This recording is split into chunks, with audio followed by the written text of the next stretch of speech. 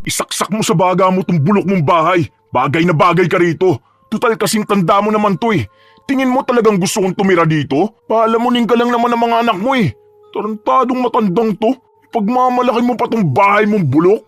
Ayusin mo ang pananalita mo. Apo lang kita. Pinalaki ba kitang ganyan? Yan lang ba ang natutunan mo dyan sa mga bago mong barkada? Lumalala ka na, Joseph. Pinagsasabihan kita para sa ikabubuti ng buhay mo at hindi yun para sa akin. Gusto mo ba talagang mapariwara ang buhay mo? Malaki ka na. Dapat ay alam mo ng tama at mali. Saan ka na lang pupulutin kapag wala na ako? Mag-isip ka naman. Ako na lang ang nag-aalaga sa'yo. Babastusin mo pa ako ng ganito. Sinabi ko bang alagaan mo ako? Hindi ba ikaw lang naman na nagpupumilit pa rin dito ako tumira? Ano ba inaasahan mo sa akin? Makapagtrabaho ako at maging maayos na tao? Bakit? Tingin mo naman sa'yo mapupunta ang kikitain ko? Mukha ka lang naman pera eh. Meron ka pang nalalaman para sa ikabubuti ko. Alam ko namang gusto mo lang suportahan kita eh. Bakit? Kulang na ba ang pinapadala sa'yo ng mga anak mo? Sige, kung ganyan pala ang iniisip mo, sumama ka na sa tatay mo sa kahit na sino pa ang gusto mo. Baliwala rin naman pala ako sa'yo. Huwag kang uuwi dito para isisi sa akin ang mga maling desisyon mo sa buhay. Binuhay kita, inalagaan, at pagkatapos, ganyan lang ang isusukli mo sa akin. Sige, tignan natin kung totoong kaya mo ang sarili mo. Bilang isang lola, masakit makitang ang batang inalagaan mo ay naging bastos na rin sa'yo. Ganon kasi ang apo ni Corazon. Walang ibang ginawa kundi ang bigyan siya ng sama ng loob. Pero dahil din sa ganong pag-uugali, daranasin nito ang isang parusa gamit ang itim na kapangyarihan. Magagawa pa kayang mamulat ang mata sa kamalian o sadyang pagsisisihan na lang ang lahat? Nasaan na naman po ang apo ninyo? Hinayaan niyo na naman ba sa lakwatsahan tapos kayong nahihirapan dito? Parang lahat na lang kayo ang gumagawa. Hayaan mo na, anak. Minsan lang naman lumabas ang pamangkin mo. Minsan, sa tuwing pumupunta ako rito, wala siya. Ang sabi ko naman po kasi sa inyo, sa amin na lang kayo. Ayos lang naman sa mister ko. May kwarto na nga po kayo sa amin eh. Sino na lang ang mag-aalaga sa pamangkin mo kapag umalis ako? Ma, 23 na yan no? Kaya niyang sarili niya. Isipin mo naman pong sarili mo, matanda ka na. Mga bata pa po ang apo ninyo sa akin. Yun na lang po ang pagkaabalahan ninyo kung naghahanap kayo ng aalagaan. Ayan ka na naman. Yung pamangkin mo walang magulang na nag-aalaga. Naghahanap lang ng atensyon yun sa papa niya, kaya ganon. Hayaan mo na. Alam mo namang mga kabataan ngayon. Hanggang kailan niyo po ba ikakatwiran yan, ma? Sige nga. Alam naman po nating matagal lang sumuko si kuya sa kanya. Hindi na nga siya pinupuntahan dahil puro sakit lang sa ulong ibinibigay. Kung binatilyo pa po yung apo ninyo, maiintindihan ko namang ginagawa niya. Kaso naman kasi ma, kung tutuusin, pwede na siya magpamilya. Ikaw lang pong nag-iisip na bata pa yun Intindihin na lang natin. Pasasaan ba at maiisip niya rin ang mga mali niya? Kung basta ko na lang iiwanan yun, baka lalong mapariwara ang buhay ng pamangkin mo. Ako na nga lang ang pinakikinggan niya. Pinakikinggan ka nga ba? Parang hindi naman ma. Wala ka bang trabaho ngayon? Iniiba nyo na naman po ang usapan ha. Mula't mula, lagi nyo nalang pinagtatakpan yung apo mo. Tandaan mo ma, matanda ka na at nasa edad na rin ang apo ninyo. Kahit anong oras, pwede na yan mag-asawa. Ikaw lang din ang maiiwan dito. Wag naman. Wala pang ang makuhang trabaho ang pamangkin mo. Ano na lang ang ipakakain niya sa magiging pamilya niya. Hindi ko namang kakayanin na sustentuhan pa sila. Bakit po kasi ikaw rin ang magsusustento kung sakali man? Ay, ang hirap niyo pong pakiusapan. Bahala na nga kayo ng apo mo na mag-usap. Sana magbago na yung apo mo. Nai-stress ako sa inyo ha. Puntahan ko na lang po kayo kapag may bakanting oras ulit ako. Ay, nga po pala. Hinahanap kayo ng mga apo nyo. Sabihin nyo na lang po sa akin kung kailan kayo pupunta para mapasundo ko po kayo. 2 taon pa lang si Joseph nung inalagaan na siya ng kanyang lola. Iniwan kasi ito ng kanyang ama. Hindi na nakatapos ng pag-aaral si Joseph dahil sa barkada at madalas pa itong umuwi ng lasing. Minsan pa nga ay tumatambay ang barkada ng binata sa bahay nila, kahit na ayaw ng kanyang lola. Pero wala namang magawa ang matanda kundi hayaan ng apo. Yun ang madalas na problema nila ng kanyang mga anak, ang pagpapabaya kay Joseph na sumuway sa mga utos niya. Nung gabi ring yun, nakita niya si Joseph na nagkakalkal. Anong oras ka na naman umuwi? Matulog na nga kayo. Sisimulan mo na naman ako dyan sa sermon mo eh. Saan ka ba talaga nagpupunta? Ano ba pinagkakaabalahan mo? Sinabi mo sa akin na maghahanap ka ng trabaho. Pero hanggang ngayon, ay wala pa rin. Aba, 5 taon ka nang tambay. Ayaw mo mag-aral. Ayaw mo rin magtrabaho. Kaya ka napapansin ng mga tita mo dahil sa mga kalokohan mo. Ano, nagpunta na naman yung pakialamero mo anak. Bakit ba pinapahanap niyo pa ako ng trabaho? May nakukuha naman kayong pensyon na. Kasya naman yun sa pang-araw-araw natin. Kailangan mo maghanap ng trabaho. Hindi pang habang buhay ay kaya kitang sustentuhan. Ay, hindi po pwedeng nakaasa ka lang sa akin. Malaki ka na, Joseph. Dapat alam mong tumayo sa sarili mong mga paa. Tingin mo ba'y mabubuhay ka riyan sa pagtambay-tambay mo sa labasan? Tsaka alam mo namang may iniinom na rin akong mga gamot. Kulang nang nakukuha akong pensyon sa dami ng gastusin natin. Baka nga, hindi na tayo makakain ng tama sa oras sa mga susunod na mga araw eh. Tingin mo ba makapagbibigay pa ako sa iyo ng pera kapag nangailangan ka? Di wag, problema ba yun? Mamatay na lang tayong mulat. O kung gusto nyo, iwanan nyo na rin ako. Kinuha mo lang naman ako dahil anak mo ang tatay ko, di ba? Tatay ko lang naman ang iniisip mo. Ayaw mong ipaampon ako dahil ayaw mong mapahiya ang anak mo. Ayaw mong pagchismisan siyang hindi niya ako kayang buhayin kahit totoo naman. Yan na naman bang pag-uusapan natin? Nagkita na naman ba kayo ng tatay mo? Sa tuwing nagkikita kayo ng tatay mo, lagi na lang mainit ang ulo mo. Lagi mo na lang binabanggit ang tatay mo na para bang ako ang may kasalanan sa'yo. Kung gusto mo kausapin ang masinsina ng tatay mo, sabihin mo ng maayos. Ako kakausap sa kanya para sa'yo. Ano bang napag-usapan ninyo mag-ama? May kinalaman na naman ba sa mga kapatid mo? Chismosa ka talagang matanda ka. Hindi ko kapatid yung mga batang kasama ng anak mo. Anak yun ang babae niya. Lagi niya na lang nilalabas mga palamunin na yun. Tingin mo ba lalapitan ko siya? Baka nga magpanggap na naman siyang hindi ako kilala eh. Kasal sila ng tita mo. Kaya nagagalit sa iyong tatay mo dahil dyan sa bibig mo at kung paano mo kausapin ang asawa niya. Kilala ko si Jaime. Posibleng hindi ka nun pansinin. Baka hindi ka lang niya napansin o namukaan. Ang laki mo na kasi. Ang tagal na nung huli na makita ka niya. Kung gusto mo, puntahan natin sila para makausap mo na rin ang papa mo. Matutuwa yun. Ako, yan na naman kayo. Nagpapaasa lang kayo sa akin eh. Makatulog na nga. Masyado kang mapapel. Malis ka nga dyan. Doon na lang ako sa kwarto kaysa makita ko yung mukha mo. Hindi ko nagugustuhan yung pagsagot mo sa akin. Bumalik ka rito, Joseph! Imbis na huminto, nagsarado lang ng pinto ang binata. Isang umaga, maagang nagising ang matanda para mamili ng kanilang kakainin habang ang apo ay tulog pa rin sa kanyang kwarto. Pagka-uwi rin ni Corazon, agad itong nagluto ng kanilang pananghalian.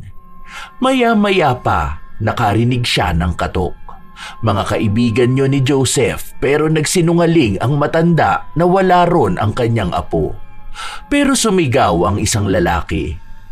Nung magising si Joseph ay naghiyawan sila na para bang matagal na silang hindi nagkita-kita. Palabas si Joseph noong hinarang siya ng kanyang lola. Saan na naman kayo pupunta ng mga barkada mo? Hindi ba't sinabi ko na sa'yong lumayo ka sa mga yan? Bakit ba ang tigas ng ulo mo? Ano ba sa mga sinabi ko ang hindi mo naintindihan? Ano ba sa'yo kung kasama ko sila? Ayaw mo ba nun? Hindi nila ako dinadala sa kung saang lupalop na ayaw mo. Ayaw mo rin naman kaming dito tumambay, di ba? Kala mo lagi kami may gagawin masama eh. Noong nakaraang buwan lang, napabarangay na kayo dahil dyan sa pag-iinuman ninyo. Hindi ninyo kayang kontrolin ang mga sarili ninyo kapag lasing kayo. Pero panay pa rin kayo ng inom. Ang gusto mo, matuwa ako na ganyan ka. Ha? Nag-aasal bata? Aba, mag-mature ka naman. Matanda na ako. Hindi na kita kayang alagaan pa. Sarili mo nga hindi mo maalagaan eh. Ako pang aalagaan mo. Tignan mo nga yung sarili mo. Kaya nahihiya ako kapag tinatanong ako kung kakilala ba kita eh. Maligo ka nga, amoy lupa ka na nga, mukha ka pan lupa. Buti pa yung mga magulang ng mga kaibigan ko eh. Laging maayos tignan. Matanda na ako. Kaya kahit anong gawin ko, hindi na magbabago ang amoy ko. Ano bang inaasahan mo sa isang matanda? Kutis ng katulad sa inyo. Nakapustura na para bang laging may okasyon. Magtrabaho ka na gumaan ang buhay natin. Uunahin ko pa bang makipagsabayan dyan sa mga magulang ng mga kaibigan mo? Ay para saan? Bakit hindi ikaw ang magtrabaho nang may naitutulong ka sa lipunan? Hindi yung puro ka lang dakdak ng dakdak dyan. Anong gusto mo sa akin ka pa-aasa? May mga anak ka naman di ba? Bakit hindi ka dun sa mga yun manghingi ng panlamon at pamalit mo ng damit? Tumabi ka na nga dyan. Ikaw na lang kumain ng niluto mo. Baka kulang pa yun sa'yo eh. Doon na lang kami tatambay ng mga tropa ko sa bahay nila. Mas maganda pang nandun ako eh. May maayos akong nakakain. Kesa dyan sa gawa mong kanin baboy. Ilang beses ko bang sasabihin huwag mong ginaganyan ang pagkain? Magpasalamat ka sa kung anumang pagkain ang nasa hapag. Kung ayaw mo ng luto ko, ay bakit hindi ikaw ang magluto dito? Pasalamat ka nga't nalulutuan pa kita kahit na matanda ka na. Saan ka naman nakakita ng mga kasing edaran mong pinagsisilbihan pa rin? Oo na, umalis ka na dyan. Huwag mo na ako hintay mamaya ha. Basta uwi ako. Baka naman punta mo pa ako sa mga kaibigan ko, maya ka naman. Hindi na ako batang uhugin ha, para paghigpitan mo. Malaba ang paghihigpitan kita dahil nasa poder kita. Akong nag-alaga sa'yo. Ano gusto mo? Hayaan kita sa kung anong gawin mo riyan sa buhay mo. Buti sana kung nakikita kong tama ang mga desisyon mo sa buhay. Hindi kita pakikialaman. Dami mo sinasabi. Ang sabihin mo, gusto mo lang yung pakiramdam na may pinaghihigpitang kang tao. Feeling mo angat ka sa iba eh. Gusto mo kontrolado mo lahat. Ako ang pinag-iinitan mo, paano kasi hindi nakikinig yung mga anak mo? Yan ba ang pakiramdam mo? Pinaghihigpitan kita para kontrolin ka? Alam mo ba yung mga sinasabi mo, ha? Pinagsasabihan kita dahil mali na ang mga ginagawa mo. Yung pagsagot-sagot mo sa akin, tingin mo ba'y tama yan? Saan mo ba natutunan ang mga salitang lumalabas diyaan sa bunganga mo? Habang tumatagal, palala ka ng palala. Hindi kita pinalaking ganyan. Sa lumaki kung ganito sino ba may kasalanan? Di ba nasa poder mo ko? Ang aga-aga nakakapang-init ka ng dugo. Diyan ka na nga, nihintay na ako ng mga kaibigan ko. Sagabal ka masyado. Masyado ka ng bastos, Joseph, ha? Kung hindi mo kayang makinig ngayon, umuwi ka ng maaga. Kung ayaw mo mag-eskandalo ako sa kung saang lupalop ka naroon. Tinatakot mo ba ako? Para naman makikita mo kung nasan ako. Gurang na to. Habang naglalakad sila palayo, dinig na dinig ni Corazon ang mga pangbabastos ng mga kaibigan ni Joseph sa kanya.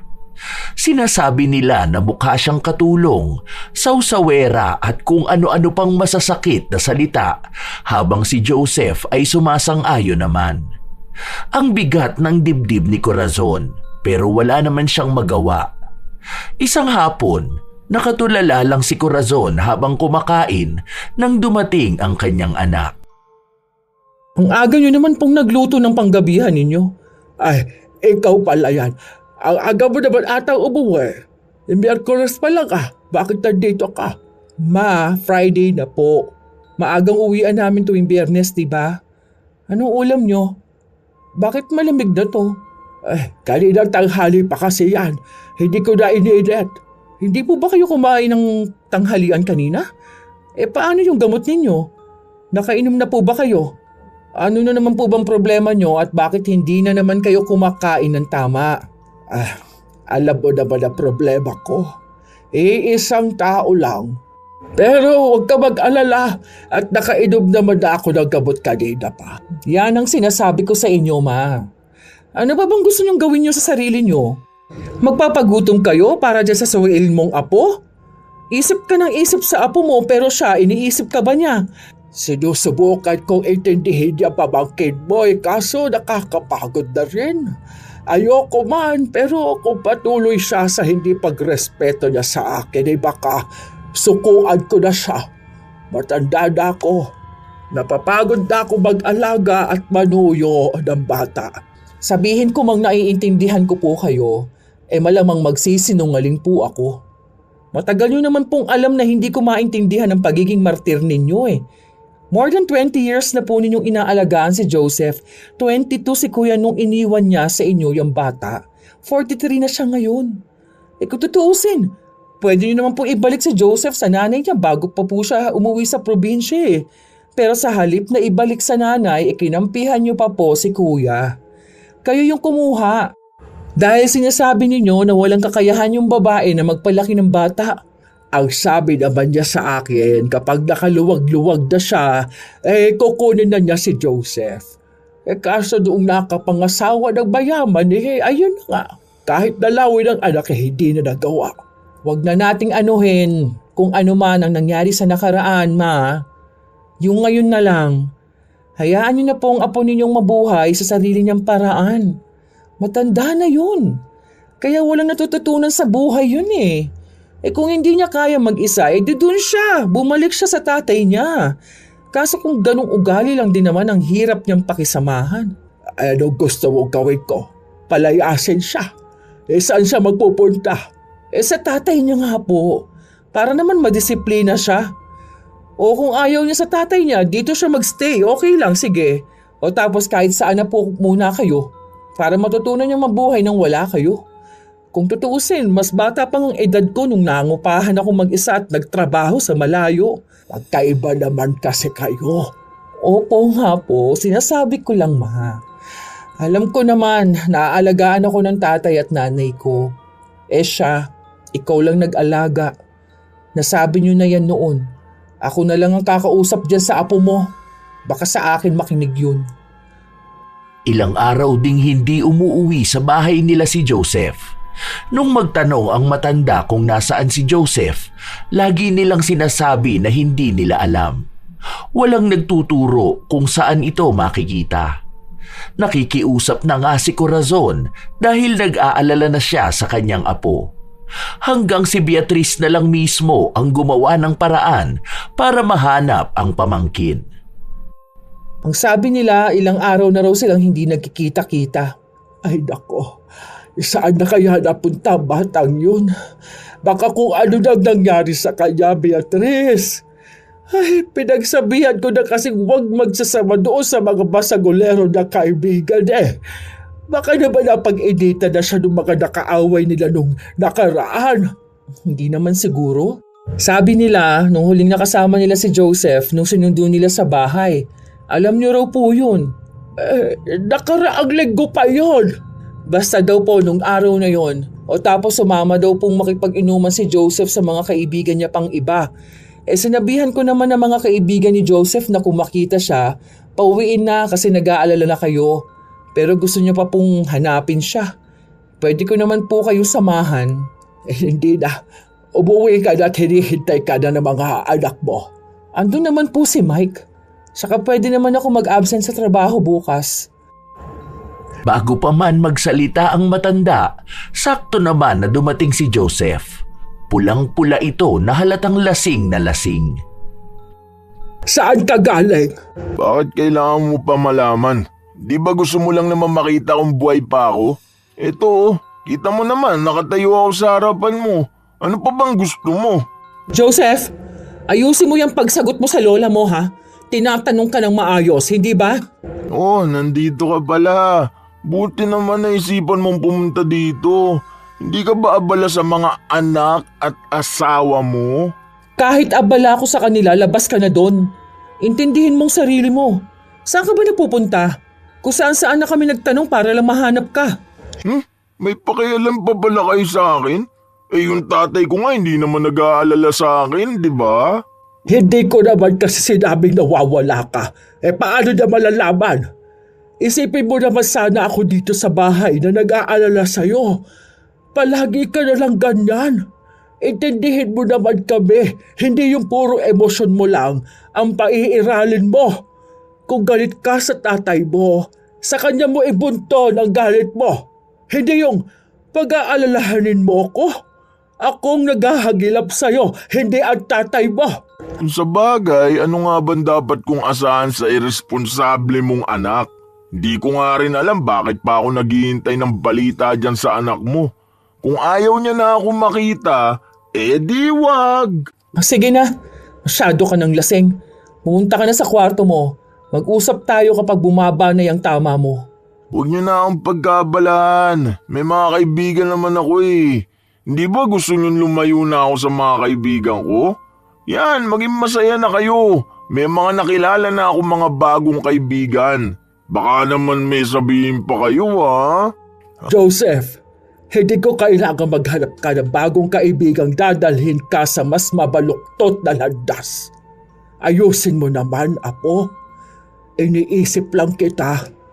Basta maging maayos lang kayo ng mga kaibigan mo, wala akong problema. Hindi tunay na kaibigan niyang mga yan kung dadalhin ka sa kasamaan. 5 araw kang nawala, Apo. Saan ka naman pumunta ng mga araw na yan? Sige nga, naiintindihan mo ba kung bakit hindi ko gusto ang mga kaibigan mo? Ha? Lasing kasi ko eh, hindi ko maintindihan eh. Akit na ako, bahala na kayo dyan. Hayaan mo na, Ma. Baka kung saan pa mapuntang usapan ninyo, alam mo naman yan kapag lasing. Kinabukasan, maaga pa lang gising na si Corazon. Nasa sala siya at naghihintay sa apo niyang magising. Kailangan niya kasi itong makausap. Maya-maya lang din, gumising na si Joseph. Ano bang ginagawa mo dyan? Nakaluto ka na ba? Nagugutom na ako. Hindi mo ako katulong, Joseph. Saan ka nagpunta? 5 araw kang nawala. Yan bang tinuturo ng mga bago mong kaibigan? Nagpalit ka ng kaibigan, pero mas malala. Wala ka bang makitang matino? Ay, buwisit naman. Ang aga-aga tapos ganyan na agad. Hindi mo man lang ako pagpahingahin. Pinauwi mo lang ba ako para sermonan? Tinatanong kita ng maayos, sagutin mo ako ng maayos. Nagpunta ako sa malayo para hindi mo ako makita. Gusto mo kasi lagi akong pagbawalan eh. Gusto ko matuto kang mabuhay sa sarili mo. Hindi kita pinagbabawalan dahil lang sa gusto ko. Ayan, 5 araw ako nawala. Ibig sabihin kaya kong sarili ko. Ano pa bang gusto mo? Kung saan man ako napadpad, wala ka ng pakialam dun. Lola lang kita, di ba? Panindigan mo ang pagiging lola mo. Huwag ka masyado mapapil. Daig mo pa ang tatay ko sa paghihigpit mo ah. Tingin mo ba mapapalitan mo ang nanay ko sa ginagawa mo? Ako ang nagpapakain at sumusuporta sa'yo. Kaya wala kang karapatang questionin ako. Yung mga nauna mong kaibigan, mga basagulero, laklakero, mga walang ibang alam gawin kung hindi ang mamerwisyo ng iba. Ano itong bago? Drug addict. Kaya ganyan ang itsura ba? Ganun ba? Ayokong malalamang nakikihalubilo ka sa mga yon. Subukan mo sumama sa mga bago mong kaibigan. Nagulat na lang si Corazon nung itaob ng kanyang apo ang lamesa. Pinalibag pa ng binata ang hawak niyang gamit.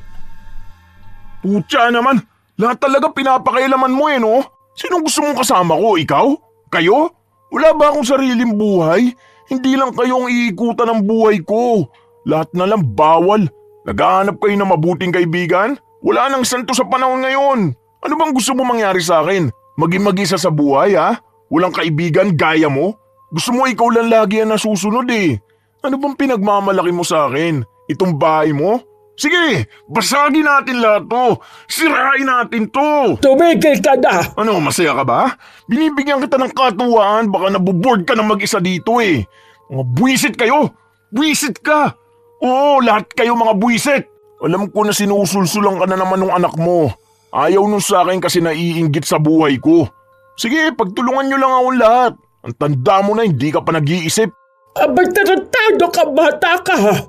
Lahat ng gamit dito ay pinundar pa namin ng lolo mo. Hindi para sirain mo lang. Hindi pa ikaw ang nagpapakain sa akin para sagot-sagutin mo ako ng ganyan. At kahit na ikaw pang nagpipigay ng panggastos dito, wala ka pa rin karapatan na ganyanin ako. Nakakapagod kang alagaan at intindihin. Eh di wag mo akong intindihin. Sinabi ko ba na intindihin mo ako ha? Lintik na buhay to. Mas nakakasawa ng makasama ka. Hindi ka ba nag-iisip, ha? Ilang taon kitang inalagaan, tapos ganito mo ako kakausapin? Binabastos mo ako palagi. Lagi mo ako minumura, sinisigawan. Hindi ka makausap na maayos. At tapos gayon, ayan, magbabasag ka ng mga gamit na hindi mo naman pinundar. Ano bang gusto mo, ha? Gusto ko? Gusto ko na mawala ka na. Ayaw na kitang makita. Wala ka naman naidulot na maganda sa buhay ko eh. Maghanap ka ng maayos sa trabaho. Makita lang kitang may nakakain at kaya mo nang buhayan ang sarili mo. Wala kang maririnig sa akin. Hindi kita pakikialaman. Dapat lang, makikita mo, hindi ako hihingi ng tulong sa'yo kahit kailan. Ilang araw rin ang lumipas na hindi binigyan ng sakit sa ulo ni Joseph ang kanyang lola. Maagang umuuwi at tila ba nagbago na. Halos naglalagi pa ito sa kanila at hindi nakikipagtalo sa lola. Isang hapong bumisita si Beatrice na nanghihiram ng alahas sa kanyang nanay para sa kasal na dadaluhan niya. Sakto nakaaalis lang din ni Joseph. Sabi ko na ba sa'yo, nakunin mo na dito sa bahay, hindi ba? Para hindi ka nanghihiram palagi. Magugulo pa kasi ang mga bata sa bahay, ma. Mahirap magtabi ng gamit at lahat nilalaro ng mga apo mo. Okay na yon para naman madalaw din kita, di ba? Kailangan mo pala ng dahilan para puntahan ako dito. Ganun ba? Joke lang po. Hindi na kayo mabiro, ma? Teka, bakit wala po dito yung may emerald na bigay pa ni Lola? Ginagamit niyo po ba yon? Andyan lang lahat ng yun Kanina pa po ako naghahanap dito, ma. Wala po. Tsaka parang kumunti itong alahas ninyo. Kulang na po bang panggastos nyo? Nagsasanla po ba kayo? Baka hiniram lang ni ate. Bakit ko naman isasanla yan? Bigay ng tatay at lola mo yan. Wala ring hinihiram ang ate mo. Ikaw tsaka si Joseph lang naman ang nakaalam kung saan ko inilalagay yan. Wala po akong kinukuha. Nasaan si Joseph? Baka naman naglinis siya tapos namali lang siya ng pinaglagyan. Agad nilang hinanap si Joseph sa mga kaibigan nito pero wala silang alam kung nasaan ang binata at kahit tawagan, hindi rin ito sumasagot. Sa pakikipag-usap nila sa isa sa mga kaibigan ni Joseph, nalaman nilang ang halos kalahati sa bagong kaibigan ni Joseph ay gumagamit ng ipinagbabawal na gamot. Ilang beses na rin nilang inaawat at pinagsabihan si Joseph pero wala itong pinapakinggan. Sinumbong pa ng isang babae na nagpasama si Joseph na pumunta sa isang pawn shop sa kabilang barangay. Kinuha na lang muna ni Beatrice ang mga alahas bago pa maubos ni Joseph. Nung kinagabihan, naabutan ng binata ang dalawa na tila ba naghihintay sa kanya. Saan ka galing? Ano na naman problema mo? Umuwi na nga ako ng tama sa oras, may nasasabi ka pa rin? Ano na naman ba ngayon ang papansinin mo? Saan mo dinadala lahat ng perang ibinibigay ko sa'yo? Anong pera? Yung allowance ko? Wala pang 5,000 yun, saan ko naman dadalin? Pamasahe at pagkain ko palang kulang na yun. Anong aasahan mo, makakaipon ako doon?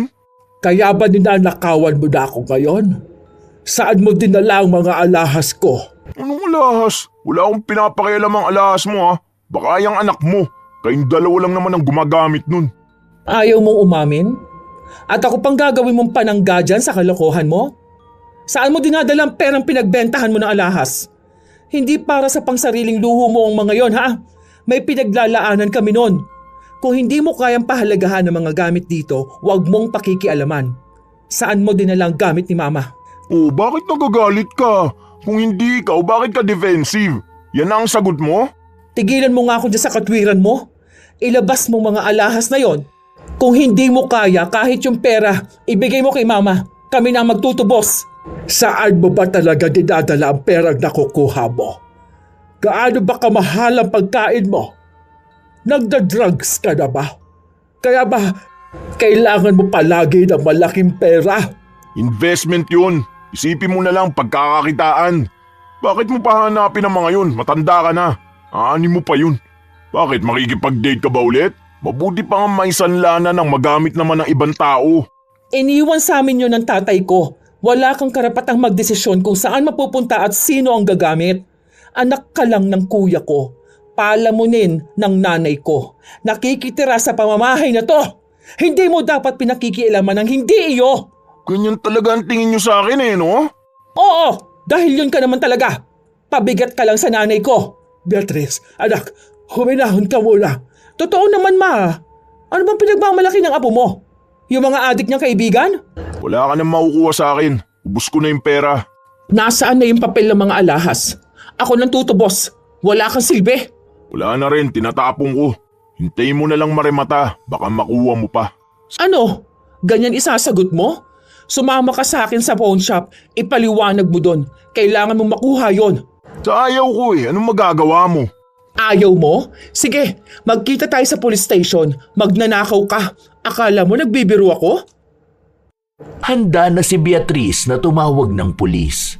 Kaibigan niya ang tatawagan niya para masigurado talaga na makukulong si Joseph, pero pinigilan siya ng ina.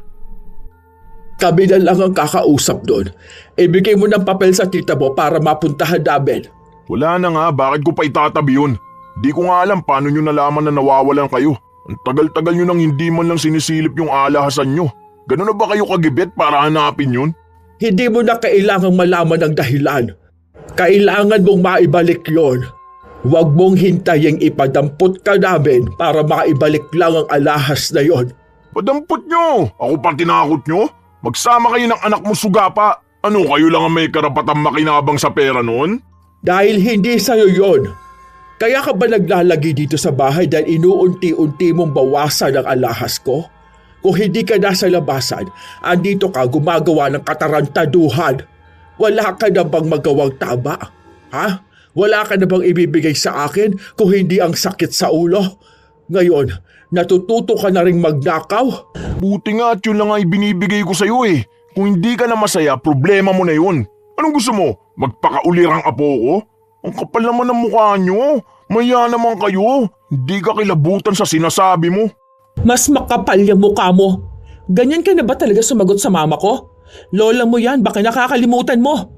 Kung hindi dahil sa nanay ko, hindi ka lalaki ng ganyan. Mama ko ang tumayong magulang mo matapos kang iwan ng lahat. Tapos ganyan ka lang magsalita sa kanya? Ang kapal ng mukha mo. Ikaw ma, bakit ka pumapayag na ganyanin ka lang ng apo mo? Kami ni Misan hindi ka namin sinagot ng pabalang Tapos papayag ka lang na mura-murahin itong walang hiyang to? Kung wala pala ako dito, mas matindi pa pala itong batugan mong apo? Ano bang pakialam mo? Hindi ba may sarili ka ng pamilya? Bakit hindi kaya yun ang unahin mo, no? Umalis ka na lang dito. Huwag mo akong sermonan dahil hindi kita pakikinggan. Kahit gaano ko katagal hindi umuwi, wala ka magagawa dahil bahay ko pa rin to. Nanay ko ang binabastos mo. Kaya mahiya ka naman dyan sa mga sinasabi mo. Kinupkup ka namin tapos ganyan mo lang sagutin ng lola mo. Tita mo pa rin ako, kaya may pakialam pa rin ako. Tita lang kita, kapatid ng tatay kong pabaya. Hanggang doon ka lang. Wala kang karapatan sa akin. Hindi ko naman kasalanan naging parte ka ng dugo ko Tingin mo naman gusto ko yun? Ikaw ba nagluwal sa akin? Inalagaan mo lang ako ng ilang taon pero hindi kita magulang. Bantay lang kita. Tumigil ka na, Joseph! Mali-mali na yung lumalabas sa bibig mo. Ano ba problema mo? Wala ka nang ginagalang na tao sa pamamahay dito. Hindi ko na alam ang gagawin ko sa'yo. Wala ka na bang pinakikinggan, ha? Wala nang karapatang magsalita ang mga tao sa'yo. Naghahanap ka ng atensyon ng tatay mo? Ha? Matagal ka na kinalimutan nun eh. May sarili na siyang pamilya. Ni minsan, hindi ka rin naaalalang puntahan ng nanay mo dahil ayaw niyang balikan ang katulad mo. Tanggapin mo man o hindi, kami na lang ang nagtitiis sa'yo. Wala kaming karapatan? Sinong meron? Sinong dapat na magsuway sa'yo? Ha? Yung mga pabaya mong magulang? Tingin mo, sa amin ka mapupunta kung naging responsable sila, ha? Sa amin ka ba lalaki kung kinuha ka nila? Oo, hindi mo ako nanay. Hindi mo nanay ang nanay ko. Hindi kami ang nagluwal sa'yo, pero kami ang nag-alaga sa'yo. Ibaon mo yan sa utak mong makitid, kaya wala kang karapatang bastusin kami. Wala kang modo! Sana pinamigay niyo ako sa iba. Di ko kailangan ng awa niyo. Hindi ka na bata, Joseph. 23 ka na. Huwag ka na maging pabigat. Hindi ka maghanap ng trabaho mo. Ayaw mo rin naman mag-aral. Anong gusto mo, ha? Baka ang tumulad sa tatay ko. Di ba ganito rin naman siya? Hanggang ngayon palamunin ng asawa niya? Kaya yun ang gagayahin mo? Nasaan ka ba talaga? Nasa tatay mo o nasa amin? Alam ko kulang ka sa aruga ng magulang mo, pero hindi kami nagkulang sa suway sa'yo. Pagkatapos ng lahat, maawa ka naman kahit hindi na sa akin, kahit kay mama na lang. Walang ibang nagmahal sa'yo kundi ang lola mo lang. Yun naman pala hindi ikaw. Bakit nakikisali ka pa?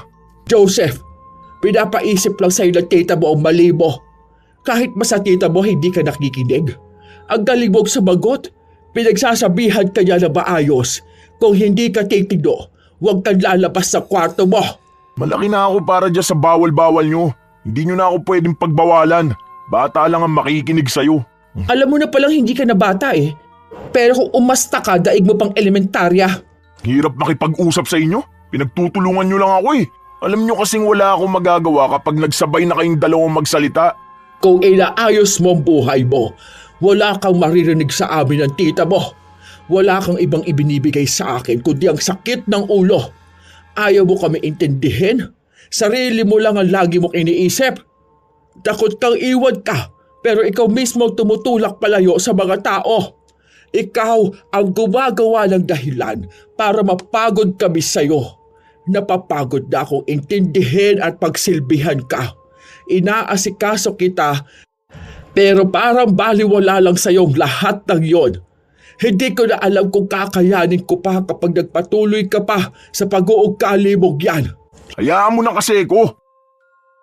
Pumasok na ang binata sa kanyang kwarto. Padabog pa nga niyang isinarado ang pinto. Kasunod nun ay napahawak sa dibdib ang matanda. Mabuti na lang naroon ang kanyang anak para alalayan siya. Hindi ko na talaga nagugustuhan ng tabas ang dila ng apo ninyo. Kapag hindi siya makisama para sa pagkuha ng alahas, pasensyahan tayo maha, ipadadampot ko yan. Hindi ko na talaga alam ang gagawin ko dyan sa pamangkin mo. Hindi na ako pinakikinggan. Ang tigas na ng ulo. Tawagan niyo na kasi si kuya eh. Baka sakaling takot pa rin siya kay kuya kahit ganyan na yan. Ano na bang magkagawa ng kuya mo? Alam mo naman kung paano niya itrato si Joseph. Nakikita ko naman kung paano niya ipamuka na pagkakamali lang yung bata. Hindi niya nga itinuturing na anak niya. Kung tutuusin, nasa edad na si kuya nung naging anak niya si Joseph. Pero sa halip na maging responsable, iniwan niya sa inyo para magbuhay binata. Halos kasing edad ni kuya nung si Joseph nang iwan niya sa atin eh. Ma, 17 pa lang ako. Ako na nag-aalaga sa kanya. Ilang taon na ako ngayon. Matagal na rin na hindi kinukuha ni kuya ang responsibilidad niya. Kung nabubuhay ang si Papa, hindi magiging ganito kagulo dito sa bahay. Hindi papayag yun na hindi magpakalalaki si kuya. Gagawa ako ng paraan para makapag-usap sila. Sana naman makinig siya. Napapagod na ako. Hindi ko alam kung kakayanin ko pang alagaan siya kapag patuloy sa ganito. Sabi ko naman kasi sa'yo ma, sa amin na kayo tumira. Ang hirap nyo rin kasing kausapin eh. Bahay ko ito. Marami akong gamit dito na galing pa sa tatay mo. Ano na lang ang mangyayari dito kung iiwan ko? Tingin mo maiiwanan ko ito sa pamangkin mo? Ganyang hindi na siya marunong makinig at magbigay importansya sa mga gamit ko. Ay baka pagbalik ko wala na akong babalikan. Ako na pong kakausap kay kuya. Baka naman puntahan niya. Ay hindi, kailangan niyang puntahan ang anak niya. Kinausap nga ni Beatrice ang kanyang kuya. Lumuwas pa galing sa kabilang probinsya ang ama ni Joseph nung nalaman niya ang pinaggagawa ng anak sa ina. Sa halip na kausapin ng masinsinan, sinigawan at pinagsalitaan nito ng masasakit na salita ang anak. Sinabi nitong sana ay hindi na lang ipinanganak si Joseph o kaya noong bata pa ito ay ipinamigay na lang siya sa ibang kamag-anak o kaya ay hinayaan na lang bitbitin ng kanyang ina. Bahala na lang daw sana siyang naging palaboy sa kung saan kesa alagaan pero walang modo. Alam mo kahit kailan, hindi ko rin namang ginustong ikaw ang maging tatay ko.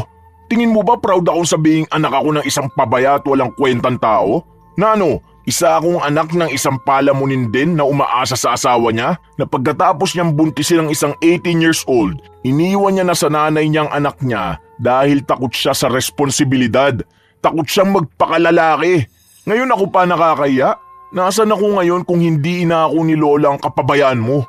Ikaw ang gumawa ng mali pero sila tita naglilinis ng kalat mo. Kaya mas basura ka pa sa akin. Kaya ka siguro hindi pinakasalan ng nanay ko eh. Kasi nakita niyang wala siyang magiging kinabukasan sa'yo. Ang mali lang nadamay ako. Ano, sasapakin mo ko? Sige, tuloy mo!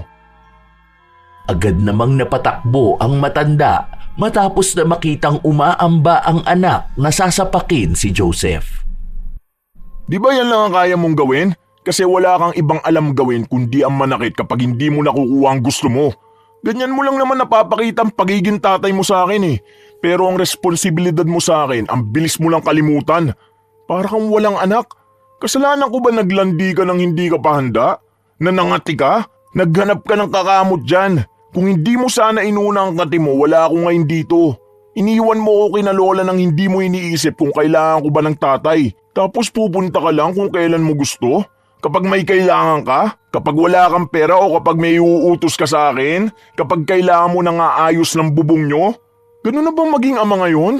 Tapos isang araw pupunta ka dito, dala-dala ang anak ng ibang babae, tapos sasabihin mong anak mo at yung magiging asawa mo?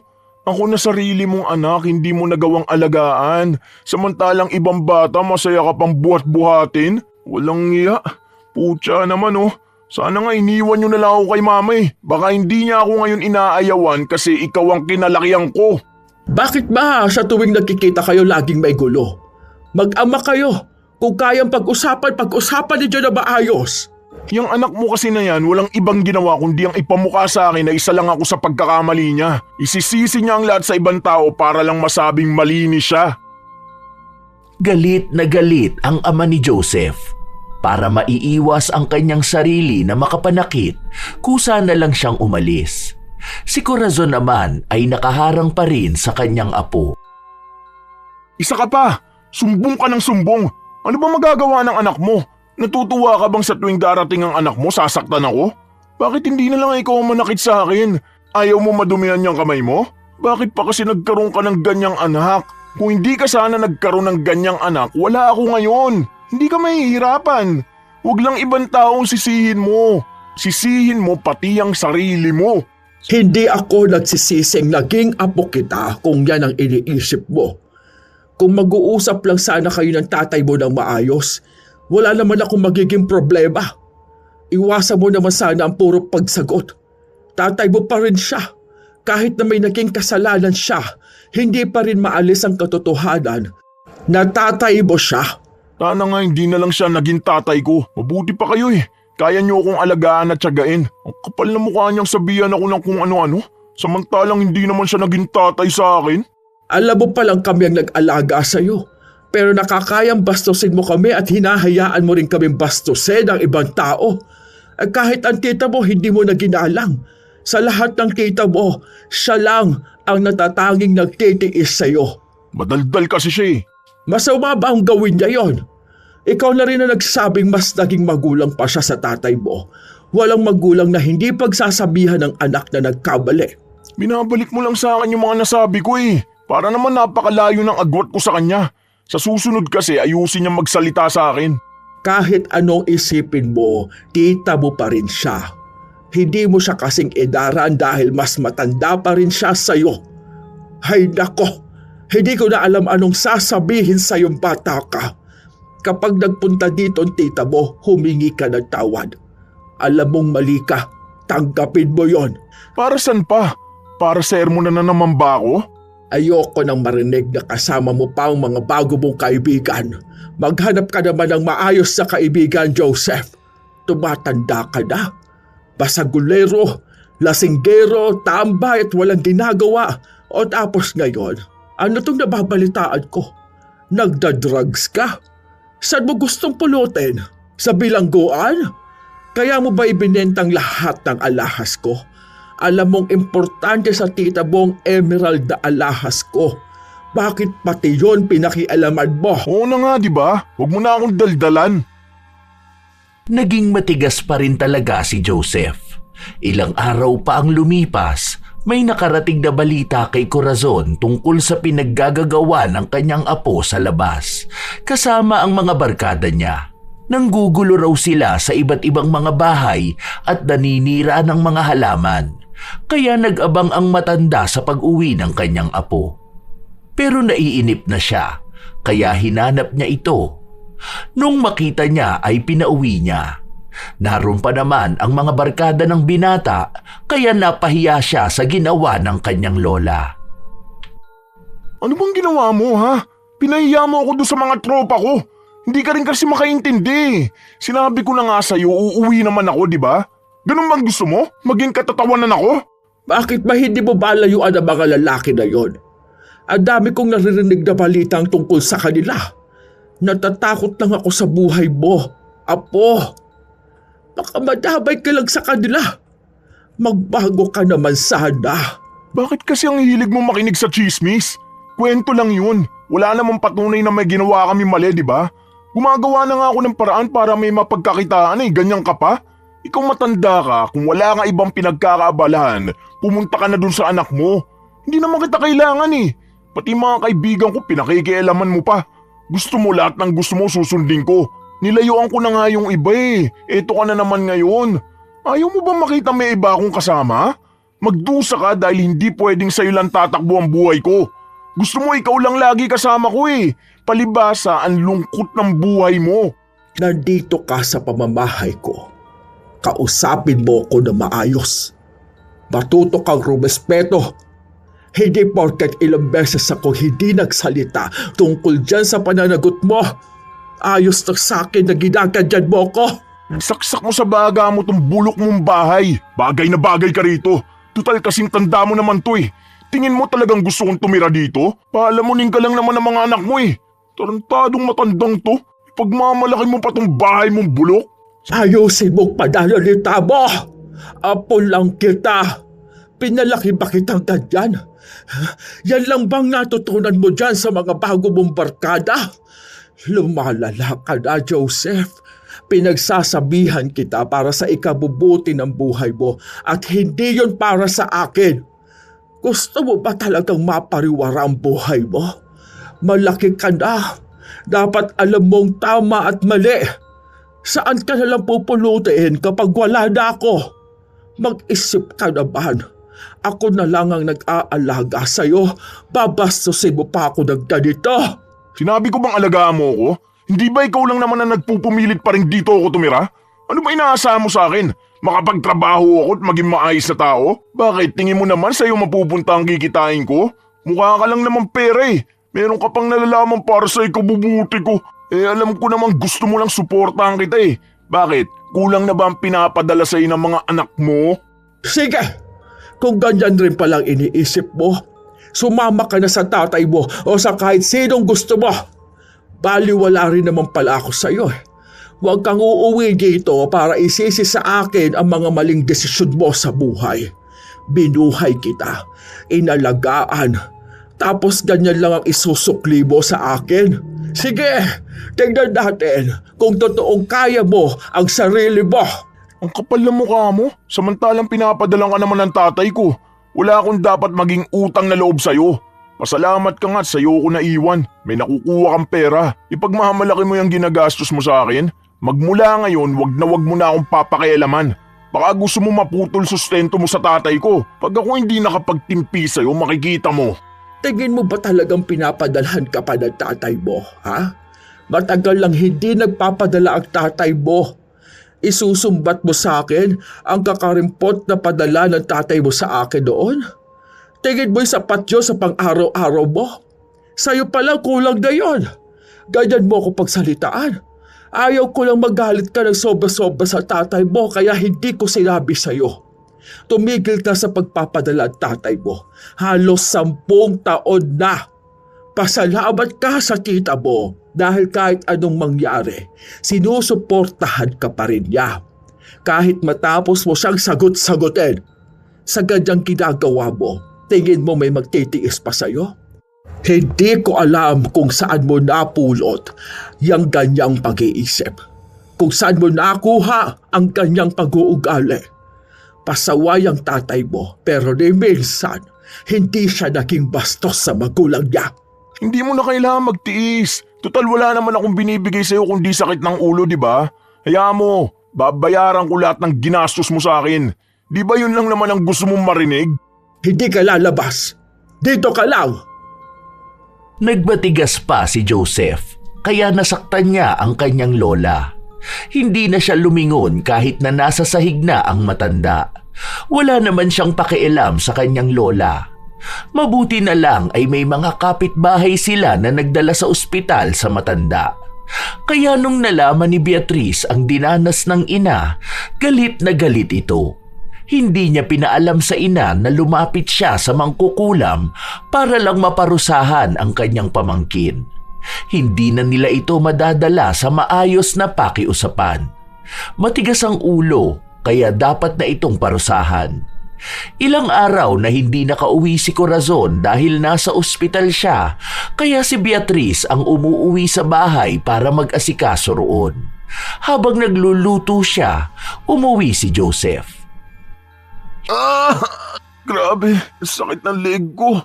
May stiff neck yata ako. Anong pagkain? Pagkain to ni Mama. Wala kang pagkain dito. Grabe ka naman sa akin. Di mo man lang ako mabigyan dyan. Dami naman yan niluluto mo. Mauubos nyo ba yan lahat? Huwag kayong suga pa ha. Hindi talaga kita bibigyan. Kapal naman ang mukha mo, di ba? Tabi nga dyan. Ikaw ang dahilan kung bakit nasa ospital si Mama. Kung hindi ka lang naging masamang apo sa kanya. Alam mo, sa mga ginagawa mong ganyan, ewan ko na lang kung anong mangyayari sa future mo. Bakit ba lagi kayo nag-aalala sa future ko? Kung ako nga hindi ako nag-aalala eh. Huwag mo akong pakialaman. Gusto ko to. Buhay ko to. Ako lang dapat ang masusunod sa mga desisyon ko. Sa bagay, tama ka nga naman. Bakit nga naman kami mag-aalala sa future mo, ano? Hayaan mo na. Buhay mo naman yan eh. Kukunin ko na si Mama. Kaya dito ka na muna mag-isa sa bahay na ito.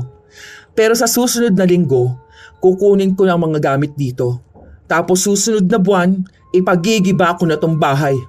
Saan naman ako titira ha? Aba malay ko, matanda ka na. Kaya mo ng sarili mo. 23 nga ako nung nakabili na ako ng bahay ko eh. Bahala ka na dyan. Maghanap ka ng kaibigan mo magpapatuloy sa'yo sa bahay nila. Hindi ka namin kargo.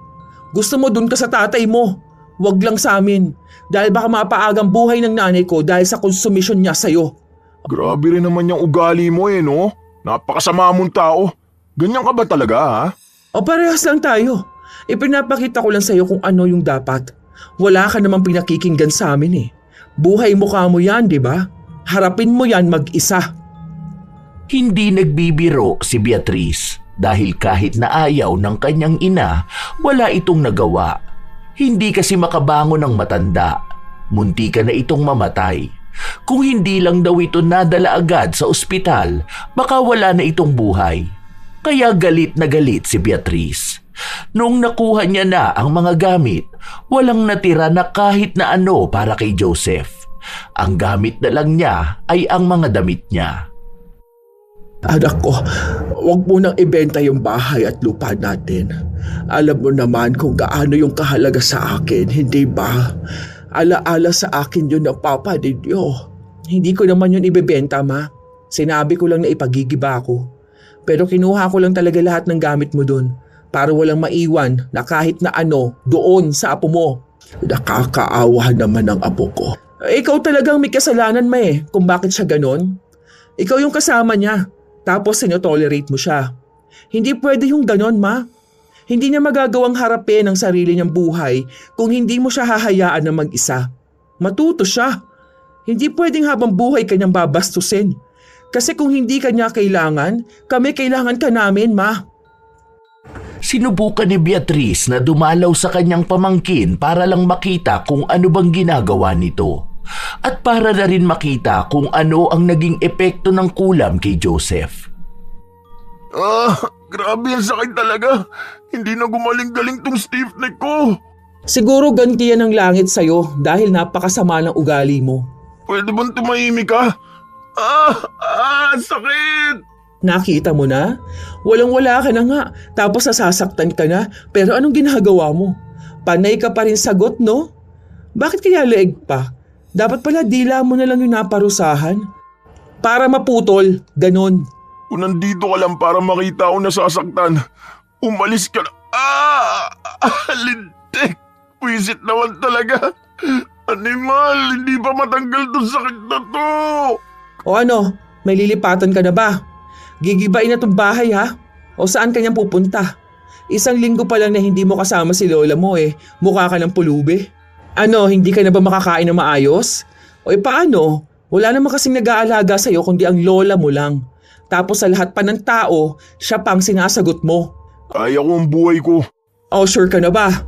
Ay di lumayas ka na pala dito. Hindi ka ba naahawa sa akin? Kada gagalaw ko sobrang sakit ng leg ko. Kapag nakahiga naman ako mas lalong sumasakit. Hindi ko na nga alam kung anong gagawin ko Bakit naman ako maaawa sa'yo ha? Sa nanay ko nga hindi ka naman naawa, di ba? Okay lang yan. Ganyan talaga mga swail na apo. Kapag bastos ka sa nakatatanda sa'yo, may kaparusahan talaga. Mukhang hindi naman yan gagaling agad. Lalo na kung bastos ka pa rin. Ilang araw pa ang lumipas, nababalitaan na lang ni Beatrice na lagi nga raw iniinda ni Joseph ang sakit ng kanyang leeg. Hindi raw ito gaanong makalabas ng bahay dahil hindi siya makagalaw. Walang kaibigang tumutulong sa kanya. Wala ring kahit na sinong kamag-anak ang naaawa sa kanya. May pera si Joseph at yun na lang ang tinitipid niya para kahit na paano makakain siya.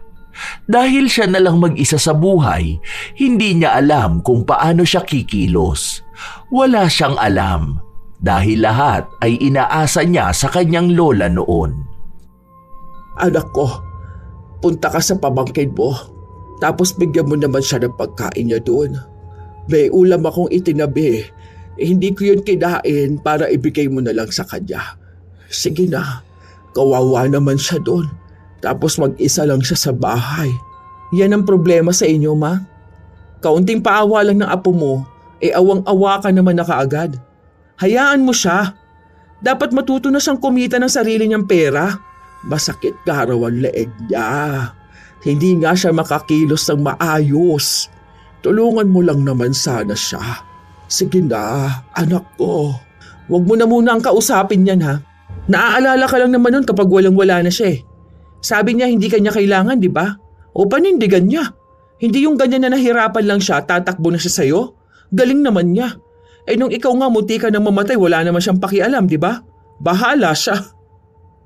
Ilang beses na nakiusap si Corazon sa kanyang anak na tulungan nga si Joseph, pero ayaw ni Beatrice. Kahit pa sabihin na naaawa siya sa pamangkin, hanggat hindi niya ito nakikitang nagbabago at nagsisisi, hindi niya ito tutulungan. Isang beses pa, sinadya ni Beatrice na pumunta sa bahay kung nasaan si Joseph.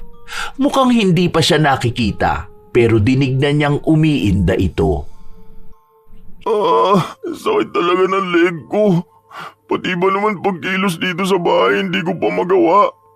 Bakit ba ganito ang nangyayari sa akin? Bakit ako pa?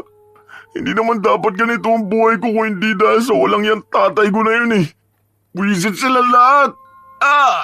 Ang sakit. Kahit na anong hilot ko, hindi naman to gumagaling. Mas lalo pa yata lumala eh. Ayoko na. Grabe. Kahit konting lingon lang hindi ko magawa. Hindi nagsalita si Beatrice pero nakagawa siya ng ingay kaya agad na napalingon si Joseph. Napamura naman ang binata dahil sa biglaan niyang paglingon na halos magbigay ng kilabot sa buo niyang katawan. Sobrang sakit kasi ng nararamdaman niya. Buisit, ano bang ginagawa mo rito? Sakit tuloy ng leg ko. Bigla akong lumingon eh. Aray ko, grabe. Aray. O hindi ko naman sinabing lumingon ka kaagad, di ba? Ang laki ng pinayat mo Ano, di mo na kaya Wala kang pakialam. Tingnan mo, hirap ka na sa buhay at nasasaktan ka na, pero ganyan ka pa rin makipag-usap sa akin. Bastos ka pa rin. Wala ka naman ding may tutulong sa akin, di ba? Aray, sakit talaga. Paano mo naman nasabi na wala akong may tutulong sa'yo Ang taas kasi ng pride mo. Hindi ka marunong tumanggap ng sarili mong pagkakamali. Alam mo, mahihirapan ka sa buhay mo. Wala kang ibang gagawin kundi ang sisihin ang tatay mo. Bakit? Totoo naman Totoo naman na nagkulang at nagkamali ang tatay mo. Pero hindi niya hawak ang buhay at kinabukasan mo. Ikaw na ang may kasalanan kung bakit ganyan ka. Inalagaan ka namin, minahal ka namin, pero ikaw ang pumili ng landas mong ganyan. Ano, ngayon nahihirapan ka. O nasa na mga kaibigan mo? Wala naman, di ba? Lalapit ka pa rin sa lola mo. Yung lola mo na munti ka na mamatay ng dahil sa'yo. Sama ng ugali mo. Sa totoo lang, kung may masakit man sa'yo ngayon, kulang pa yan. Sakit lang naman ang leeg yan eh. Palibasa hindi mo alam kung ano yung masakit at anong klaseng sakit. Hindi mo nga inalam kung gaano kasakit sa lola mo yung pinaggagawa mo sa kanya, di ba? Kaya tandaan mo, Joseph, lahat ng nangyayari sa'yo, deserve mo yan. Lahat yan parusa sa'yo dahil sa kasamaan ng ugali mo. Hindi habang buhay, may lola kang malalapitan kapag nagigipit ka. Hindi lahat ng tao mamahalin ka kahit masama ang ugali mo. Hindi lahat ng kamalasan mo sa iba mo isisisi. Ang tanda mo na. May utak ka na. Dapat alam mo sa sarili mo kung anong tama at mali. Hindi ka sasamahan ng mga barkada mo sa hirap dahil hindi ka na nila kilala. Walang ibang sumama sa'yo kundi ang lola mo. Pero ano bang ginawa mo, Pinapasama mo palagi ang loob niya. Umalis ka na rito. Aalis talaga ako. Sinasabi ko sa'yo, hanggang sa susunod na linggo ka na lang dito. Kailangan mo nang umalis. Bahala ka na paano bubuhay ng sarili mo. Malaya ka na. Total yan naman ang gusto mo. Hindi na kumibo si Joseph dahil hindi naman niya alam kung anong pwede niyang sabihin. Ilang araw pa ang lumipas na nahimik siya. Wala siyang nilapitan. Wala siyang kinausap. Ang balita lang na nakukuha ni Beatrice ay may sakit pa rin si Joseph. Masakit pa rin ang leeg nito na lagi niyang iniinda. Hindi na gumaling-galing. Madalas daw na naririnig ng mga kapitbahay ng binata na halos maiyak na siya dahil nga sa sakit ng kanyang leeg. Pinabayaan na lang din muna siya dahil kailangan niyang makita kung bakit siya pinahihirapan ng ganon. Hindi lang basta pagganti, kundi pagbukas sa kanyang kaisipan.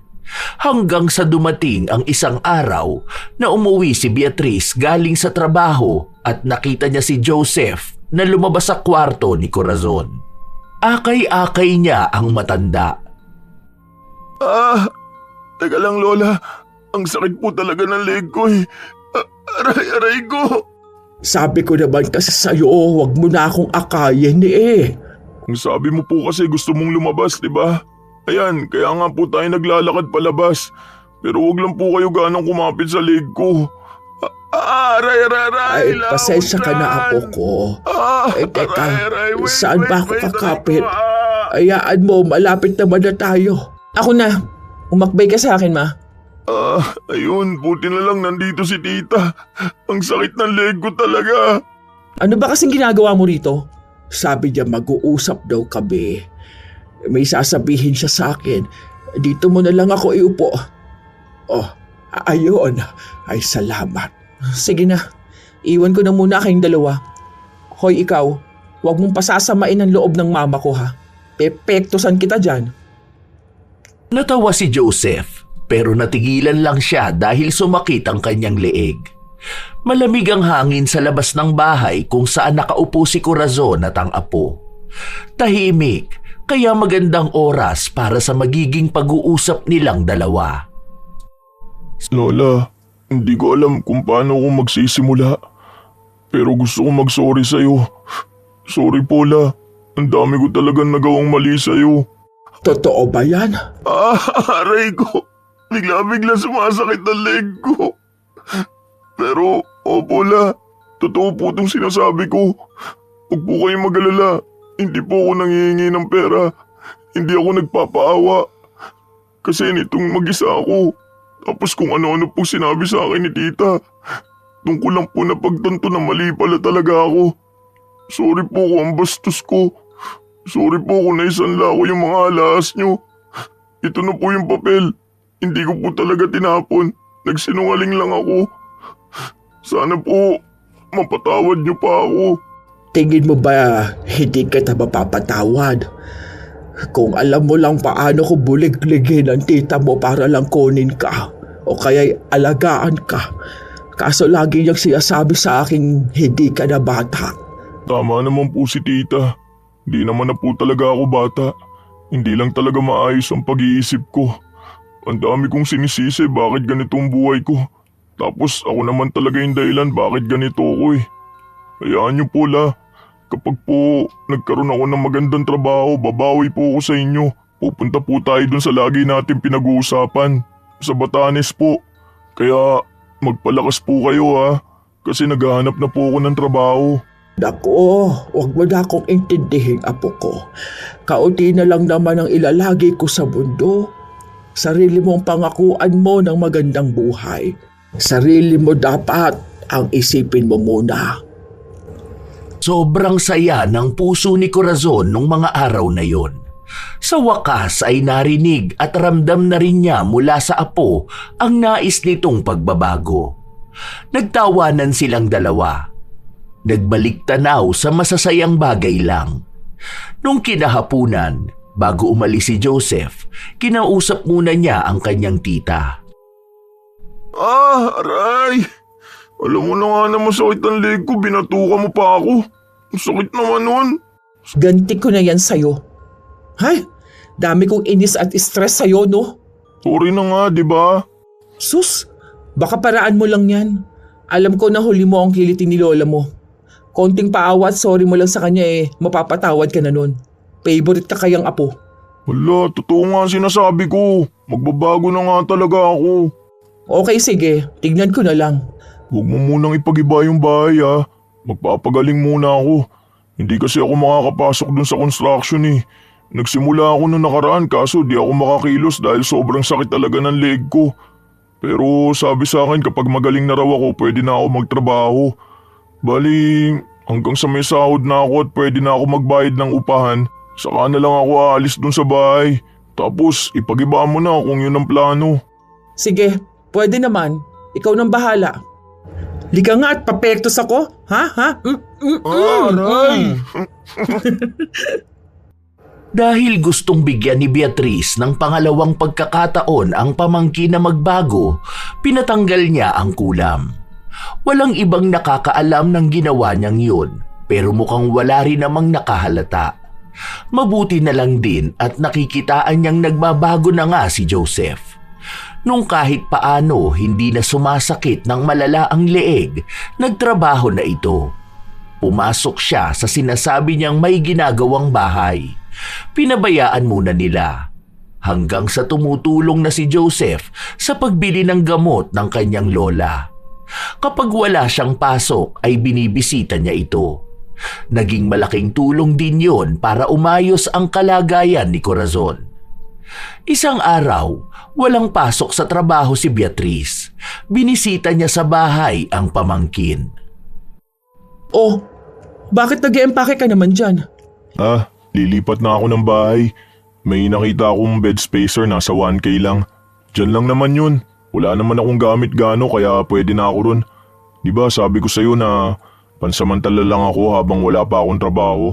Kaya ko naman na siguro yun monthly. Hindi na. Huwag ka na muna umalis dito. Ha? Bakit? Akala ko ba ipapagibaan nyo na to? Siyempre hindi yun totoo, no? Bahay to ni Mama. Tapos dami niyang alaala dito.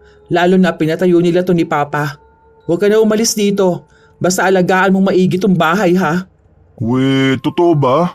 Oo nga. Tsaka baka bumalik na si Mama dito. Ang ligalig doon sa bahay. Miss na raw niya itong bahay. Malamang, ikaw naman talaga ang miss na miss nun. Kaso baka hindi mo maalagaan yun, ha? Aalagaan ko si Lola. Kailan siya lilipat? Para tutulong ako maglipat ng mga gamit. Next week sana. Pero uunahin na muna yung mga gamit. Sige, sakto yun kasi next week ko pa maipapakabit yung kuryente. Naputulan nun, di ba? Kasi pabigat at palamunin lang ako. Ngayon may hindi na, no? Oo nga pala. Nakausap mo na papa mo? Opo, okay naman na kami. Nagsorry ako. Tapos ayun, nagsorry din naman siya. Sana nga, okay na talaga kami. Ang dami ko pang babaguhin sa buhay ko. Okay lang yan. Bata ka pa. May panahon ka pa para makapagsimulang muli. Basta ha, sinasabi ko sa'yo, huwag ka na makikipagbarkada ulit doon sa mga basagulero mong tropa nun. Oo naman, nagbabago na nga, di ba? Aray, bakit mo na naman ako binatukan? Wala. Check ko lang kung totoo ba ito at hindi pa naginip. Nagtawanan lang silang dalawa at nagbiruan. Magaan na ang pakiramdam ni Joseph. Doon niya lang din napagtanto na mas masaya pala ang ganong buhay kaysa sa buhay na ginagawa niya noon, na puro barkada. Ibang kalayaan na nagdala sa kanya sa kapahamakan. Mabuti na lang din ay nagbago siya. Natuto siya sa mga pagkakamali na minsang inakala niyang tama. Naging maayos sila ng kanyang ama. Nakasama niya rin ang mga kapatid niya, lalo na kapag bumibisita siya roon. Hindi katulad noon na tuwing magkikita sila ng ama ay lagi na lang silang nag-aaway. Nung bumalik na rin si Corazon sa bahay nila, naging maalaga na ang kanyang apo. Lagi itong atat umuwi para makasama siya. Mas lalong sinusulit ni Joseph ang mga oras na kasama niya ang kanyang lola. Bumabawi talaga siya, lalo pat maraming oras din ang nasayang noong mga panahong binabastos niya lang ito. Gusto niyang ipakita lalo kung gaano niya kamahal ang lola. Minsan, may mga tao talaga na hindi marunong gumalang sa kanyang nakatatanda. Nakakasanayan ang pagsagot-sagot hanggang sa akala nila'y normal na lang ang maging bastos. Hindi nila namamalayan na sa bawat salitang binibitawan, unti-unting nababawasan ang respeto. Matutong huminto at makinig.